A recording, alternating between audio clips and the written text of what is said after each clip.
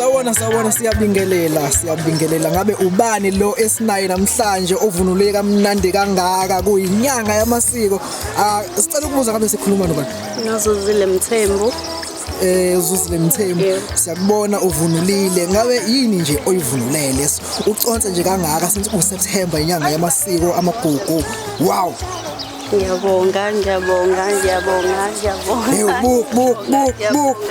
Hey, umZulu phaqa. Into engivunulele ngiya emshadweni khona umshado engimenye kuona ophakathi kwaNkosazane noMuzi Zulu.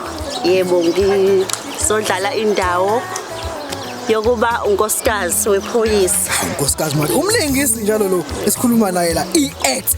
Abantu abasiqambela amanga bukhoma sibuka.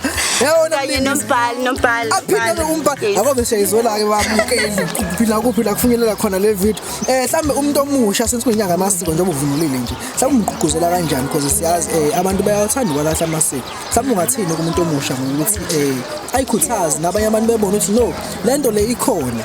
Beyeke ukuyisipintsha amasinjini.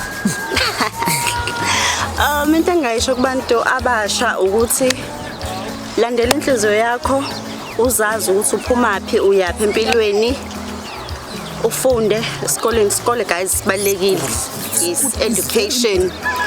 Imfundo ayikhulela siyakwazi lokho. And enye into guys please akufanele ukuthi uze ufunde uze uyosebenza kamlungu or anything. Ungaba nje i-actor, umbhali, sebenzisa ikhono lakho. I would say that Thatha lento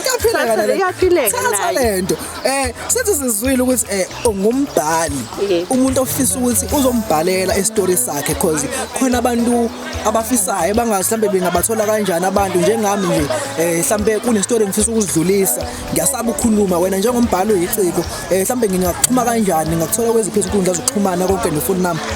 Okay, mina ngena kumuntu wama socials but ningangithola enambeni yami 067 372 3875 ning WhatsApp Facebook uzuzile nothando la nizongithola khona. Ngiyabonga inhliziyo yami uziphathe kahle.